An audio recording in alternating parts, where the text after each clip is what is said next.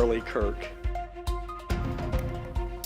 Good evening. Thank you so much for joining us here. And tonight on WTOL 11 Plus, a 22-year-old man is facing charges for killing conservative activist Charlie Kirk. We're learning more about what investigators are saying about the accused killer's actions.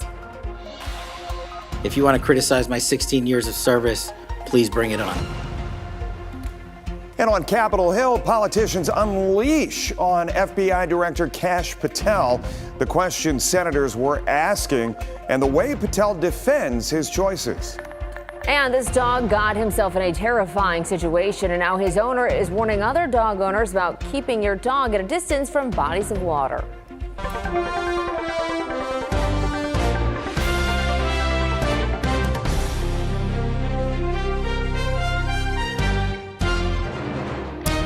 Thanks for joining us here on WTOL 11 Plus. Now I'm Jeff Smith. And I'm Kaylee Maritat. Our top story tonight. Last night, we told you about two men convicted of killing two teenagers in 2022 are asking for their convictions to be thrown out. Yeah, Kaylee, in fact, Brent Kohlhofer and also Charles Walker, they are citing new evidence and prosecutorial misconduct in their court filings.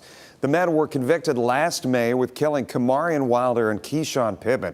Our 11 Investigates team produced a week-long series on the case in February, and now they are learning more about these filings, including new witnesses and allegations of prosecutorial misconduct. Now, a bouncer at Table 44 has signed an affidavit saying that Walker showed up to the bar at halftime of the game that he said he was watching and then helped him check IDs at the door. He claimed Walker stayed until closing time, long after the time when Kamarion and Keyshawn were alleged to have been kidnapped by Walker and Kohlhofer. Walker's attorney argues in the filing that this case was not properly investigated either by police or by the trial attorneys. The Table 44 employee says he was never interviewed by police or attorneys, and he says he is willing to testify if there is a new trial. Attorneys believe his testimony could have swayed the jury last year and also could have helped the men get a new trial. Lead investigator Brian Duggar now joining us with more key information on this, next step, this next chapter in what has been a long investigation for you and the 11 Investigates team, Brian. So these are lengthy filings, but kind of talk us through key pieces of evidence that you saw through the documents. Yeah, in talking to people involved in the case, the attorneys involved, they're really focusing on these plea deals that the prosecutor's office was cutting with the co-defendants. Now, these negotiations were going on when Charles Walker and Brent Kohlhofer were being tried. And in the case of Don Eames and Carissa Eames, brother and sister, their negotiations, they had not been finalized yet, and the defense team called them at trial because they were expecting them to say Don Eames had recanted all of his statements to police. He had said, look, I was told kind of told or led to say that Brent and Charles were involved, but they weren't. I was there, I didn't see them. The men that came in were wearing masks. Now, Carissa, there was a letter from an inmate who was in jail with her, and they're saying Carissa was taking much more of the blame for being involved in this, but she was also expected to say that Brent and Charles weren't there. So what happened is at trial, they both took the fifth. And these attorneys, and in the filings, are certainly implying that what happened is that the prosecutor's office said, if you testify for the defense, you're not getting these plea deals. Let's ask specifically, is there a chance that these petitions could be unsuccessful? Well, or even successful at this point? Yeah, right. This is a pretty typical thing. People get convicted, then they have a direct appeal, then they have like this PCR appeal, which you can introduce new evidence, that sort of thing. It's very common. You're expected to do this if you're an attorney. Most of the time, they don't work. But in this case, everybody that was originally saying that these guys were there, they were involved, is no longer saying that. They've either recanted it to the police. In one case, Corbin Gingrich sent a letter to an attorney saying, I lied about all of this because the police told me to say this. The only person who is saying that Brent and Charles were involved is Cruz Garcia, and he is the man that defense attorneys actually believe killed these boys. So at this point, he's the only one saying this, and Charles Walker also has someone who's come forward willing to give him an alibi for the night of the murder. And of course, you can see all of our past coverage on WTOL.com as well as right here on Plus. Brian, we appreciate it. This story continues to get talked about all over the state. Brian, thanks so much. Kaylee, back to you. All right, thanks, guys. Now to this tragic death at a university in Mississippi. And security was tied with Luigi Mangione in court this morning as he faced charges involving terrorism and concerns over FBI's leadership. It's Director Kash Patel, and he faced some challenging questions over his leadership qualities. But first, the story that has left everyone talking, the update on conservative activist Charlie Kirk's murder. A Utah County attorney announced charges against Tyler Robinson, the 22-year-old suspect who shot and who's accused of shooting and killing conservative activist Charlie Kirk. He made a virtual appearance in court today. The attorney said he will be filing a notice of intent to seek the death penalty. Robinson has been held without bail since he was arrested. Investigators have learned more about Robinson's confessions to his family. When his family asked him why he did it, Robinson said there is too much evil. He spreads too much hate, referring to Charlie Kirk. Investigators are still trying to find a clear motive. It is my time. For what you have your said. time. Sir, you're your making time a mockery is of this over. committee. Sir, you don't tell me my time is over. You the know how people far of New we've Jersey come tell me since what my Utah? time is. You can't lecture me. That was New Jersey Senator Cory Booker in a heated exchange with FBI Director Kash Patel. During a hearing, Patel clashed with Democratic senators who criticized his leadership. Republican senators defended some of his choices. Patel also faced questions about convicted sex offender Jeffrey Epstein.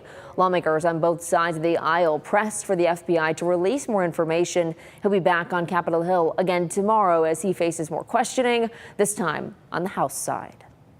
Security was tight at a New York City courthouse where murder suspect Luigi Mangione had his hearing today. He's accused of killing United Healthcare CEO Brian Thompson. The judge dismissed his state terrorism charges. The reasoning, he said prosecutors didn't prove Mangione's goal was to, quote, intimidate and coerce a civilian population. Mangione still faces second-degree murder charges in state court and a federal case that could carry the death penalty. He's pleading not guilty to all charges. His next state trial is December 1st. The body of 21-year-old Damar Trevion Reed, a freshman at Delta State University, was found hanging from a tree near the pickleball courts, not far from the campus cafeteria yesterday. The discovery was made just after 7 a.m. Classes as well as several university events were canceled. A joint investigation is being conducted, although university officials say they don't see evidence of foul play. The mother of Reed said she has so many questions and that she spoke to her son last week about how he was excited to attend Delta State. University officials stress that Delta State is one of the safest in Mississippi. Looking ahead with more mild weather out there the rest of the work week. When will we see our next rain chance? That's my 10-day forecast coming out. Also straight ahead, we're going to answer a question about something being wrong with Costco wine bottles. Costco is saying if you have one of them, throw it away. We'll dive more into that. And Music Fest fans, your Coachella lineup is out. We take a look at which big pop stars are headlining next year's festival.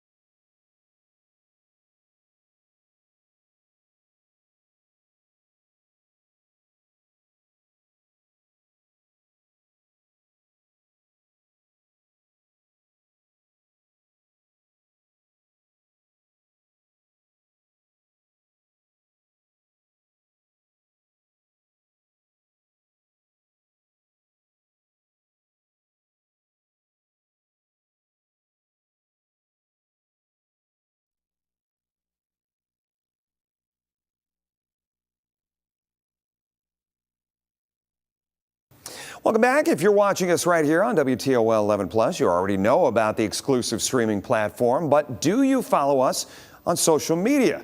Right now, there is some video that you've got to see on our TikTok page. Campbell Soup is admitting to thousands of Clean Water Act violations at its Napoleon plant. Court filings show the company illegally dumped pollutants like phosphorus and E. coli into the Maumee River more than 5,400 times since 2018. Environmental groups say that fueled toxic algal blooms in Lake Erie. And now a trial next year will decide penalties and how Campbell has to fix the problem. Campbell responded to the report saying in part, quote, "We have taken a number of steps to improve our operations and comply with environmental regulations. We have been part of the Napoleon community since 1938, and our goal is to reach a settlement that serves the interest of the environment and the community where our employees live and work." Now, to watch the full story, go to our TikTok page. Make sure to follow WTOL 11 on TikTok, Instagram, Facebook, or your favorite social media platform. Follow us now to stay ahead of breaking news, weather, and stories that have people talking. One of those stories that's got people talking today, legendary actor and director Robert Redford has died. His publicist said he passed away at his home at Sundance in the mountains of Utah, the place he so loved, surrounded by those he loved. No cause of death has been announced. He was known for his starring roles in Butch Cassidy and the Sundance Kid and All the President's Men. He also directed award-winning films like Ordinary People and A River Runs Through It. And he was in probably my favorite baseball movie of all time, The Natural. Redford was 89. Costco is warning its members about Prosecco that was sold in a dozen Midwestern states. If you bought Kirkland's Signature Prosecco between the end of April and the end of August, Costco says some of the unopened bottles could randomly shatter without warning. That's if you don't drink them too fast. The recalled bottles have item numbers 1879870. All right. Costco says if you have any affected bottles, don't open them. You can bring them back to Costco for a full refund.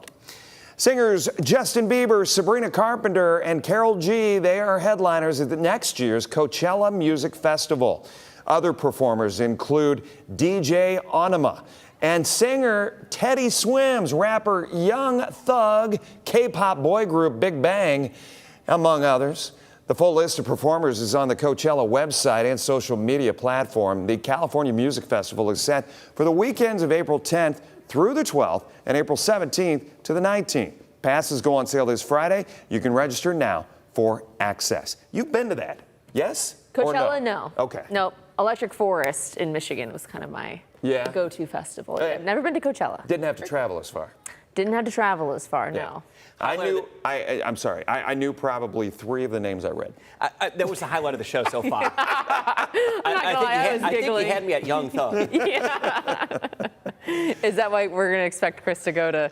I'm not going to go quite that far, but we are looking at gorgeous weather across the area tonight. Bright skies, sunshine that's going to stick around through the evening. Let's take you on over to the big weather maps. We've got sunshine that's really from one end of the area to the other. Just to prove, though, it does still rain in some areas. We've got some areas of wet weather that are showing up across the eastern seaboard. Actually, they're dealing with a really messy coastal low coming off the mid-Atlantic. There's actually coastal flood warnings, flood advisories, and even some flash flood warnings out there toward the mid-Atlantic. Some strong to even severe storms. In fact, I saw some really large 3-inch hail and some reports of a few isolated tornadoes out there toward the central and high plains. Bottom line, though, none of that's going to impact us. Just kind of proof that there is active weather in and around us. High pressure firmly in control, and it's been like that for the past couple of weeks. Little to no rain in sight. We have dry weather across the area right now. And temperature-wise, as we take a look at that in just a few moments, I do want to highlight we've got that exclusive school delay hotspot map ready to go for tomorrow morning. Reason why we may actually have some delays due to some patchy dense fog. So should we get that, we're going to have that rolling tomorrow morning on WTOL 11. So of course, make sure you tune in for that. Now, temperature-wise, lower 80s showing up off to the south and west. A hint of a lake breeze. That starts to become a little more common this time of the year.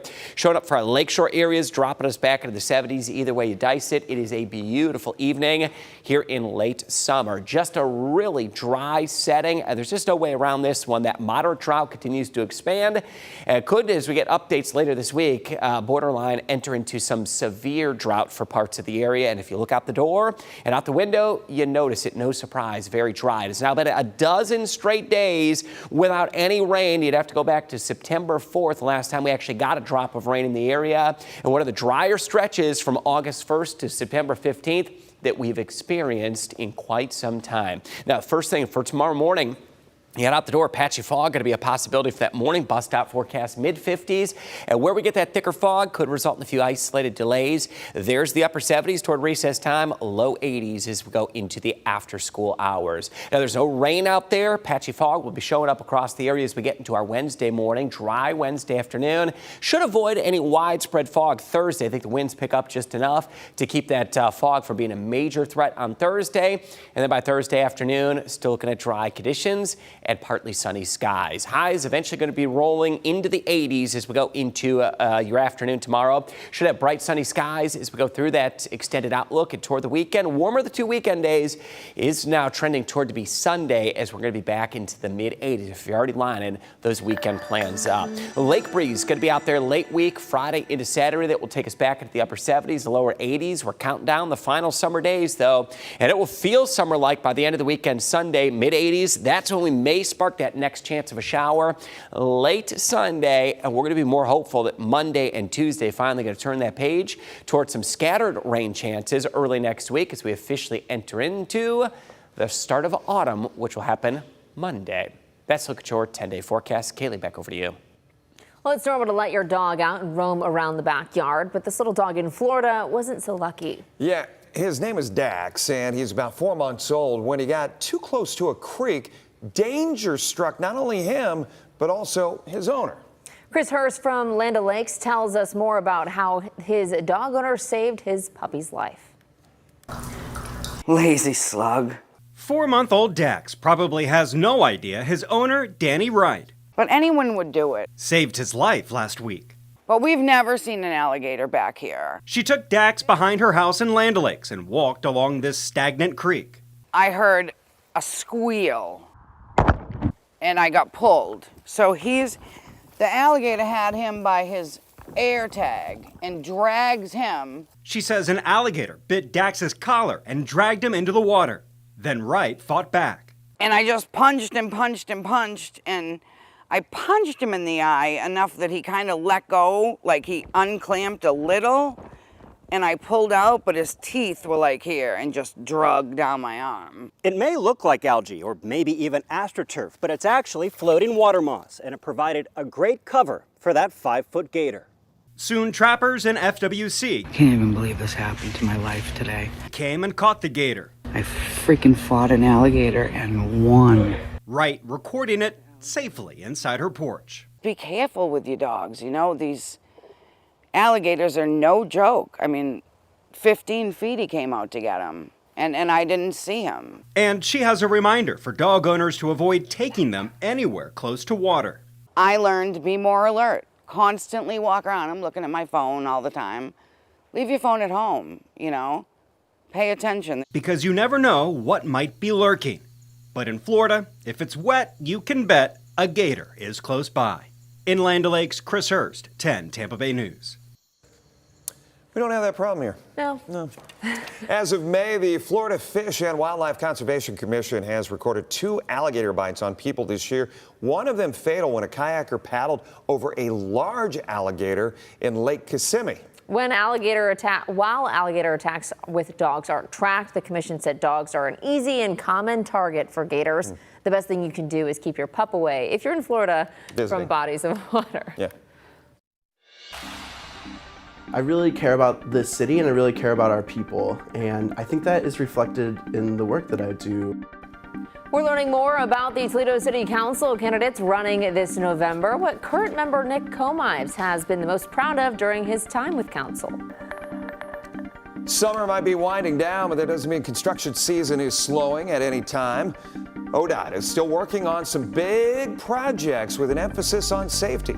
And it's almost time for the holiday season. What? Yep, I know. Toledo City Council is so excited that they're adding even more to the holiday fun this year.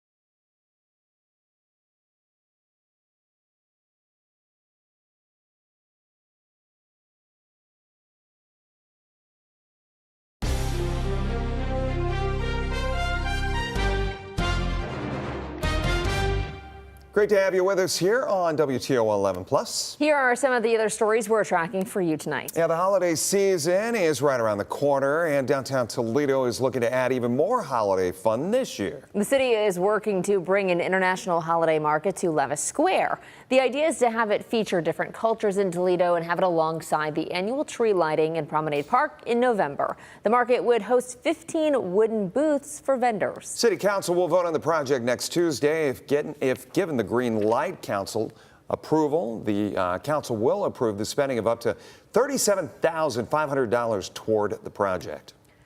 Well, speaking of council, 12 people are running to fill 6 at-large Toledo City Council seats. That election is November 4th. Here's one candidate running. Nick Comives has been on City Council for nearly a decade and is currently the most senior member of council. He's hoping to keep that title for the next 4 years. He says he hopes to tackle the biggest hurdle, the budget, if reelected. During his time, Comives has passed several pieces of legislation related to everything from transportation to sustainability. And it's his focus on sustainability that he says he's the most proud of. I do it for a couple of reasons. One, because of course, I'm an environmentalist and a bleeding heart liberal who really cares about our environment, which I think is really important considering the lake is right in our backyard. But I also do it because it helps our budget. This is a list of all 12 candidates running for council. To see our coverage so far, you can head to WTOL.com. Well, the Ohio Department of Transportation has been busy this construction season with major projects wrapping up and others getting underway. And even though it's getting a little bit cooler outside, that's a relative term, crews are still working on projects to make drivers safe. Even though summer is kind of fading away, we still have a lot of productive season left with our construction year. Even right now, we're out on US 23 at Monroe Street. This interchange is getting rebuilt in partnership with the city of Sylvania. That project involves closing the southbound on and off ramps at US 23 and Monroe Street at Sylvania. ODOT will be shutting down both lanes this weekend to open a newly renovated southbound lane that will bring more safety to drivers. Have you had a chance to check out other exclusive streaming content on WTOL 11+? 11 Investigates uncovered several officers and deputies caught on the wrong side of the law. This week on Case Files, we dig into accusations against law enforcement. You know I'm going to lose my job. No, I'm losing my job. I don't know how your department works. So I'm losing my job. But thanks. Over the next hour, he complains about being cuffed. He wants to go to sleep. I'm an officer and you don't. I get it, but I don't know you. So You don't know me. you're going to stay in handcuffs until the blood draw, okay? He then falls on the floor. Legal draw? Thanks. I think this story had several people just out and about tell me they were sad to see this. And I think there is, a part of it that is sad. But I think what's more disturbing is you have multiple instances where someone who part of their job could have been, he was actually a security for the courts. Yes. But this is a law enforcement officer and out there just driving well above the legal limit multiple times. And, you hate to think that your family or anyone else's family would be sharing those roads with someone in that condition. So I know a lot of people, because you've now done several stories on police officers who have gotten in trouble. And unfortunately, a lot of them have dealt with alcohol. I know a lot of people on social media have reached out and said, this is ridiculous. Why are you picking on officers, cops? I mean, why don't we just tell every time a nurse gets a DUI or a doctor gets a DUI? But I think what those people aren't really grasping is, again, I think a police officer, they need to be kind of held to a higher standard. And if this guy is going to go out, and again, I know he was working in court, but at one time he was on the roadways. I mean, if he's going to go out and pull people over for drinking and driving, how do we know if this guy has an alcohol problem that he's going to be like, well, this guy just has an alcohol problem, so I'm going to let him go, or I'm going to cut him a deal. So, they need to be held to a higher standard. You can catch Case Files next on WTOL 11+. Investigative anchor Melissa Andrews and lead investigator Brian Duggar break down that case and several others and explain how 11 Investigates is holding those in power accountable. That's next in about 3 minutes right here on WTOL 11+. Well, it might feel a little early to be thinking about Christmas, but you know what? It's not. That's because kids can right now start sending letters to Santa under Operation Santa. The Postal Service links letter writers with generous people and groups who help to grant their holiday wishes. If you would like to fulfill wishes or find out more information on the program, you can visit USPSOperationSanta.com. Just 99 shopping days left until Christmas. Is that all? That's all. And it's going to happen quick, right? Oh, my goodness. You just got to look That's a real? That's a real thing. Yeah. Oh, man. Yeah. Okay. Do you have your list yet? Just had a little anxiety spark up in me. No list. Haven't gotten a list from the family yet either. I haven't even gone to an apple orchard yet. I'm not really thinking about thinking about Christmas. We're still in summer mode, right? Yeah. And it's going to feel like the next several days, mid-80s to upper 80s, Wednesday, Thursday. Autumn officially begins on Monday, and that will be our next rain chance into early next week. Remember, this is your home for more than just news. You can stream our full lineup of local content anytime. Thanks for joining us. We'll see you later tonight at 11.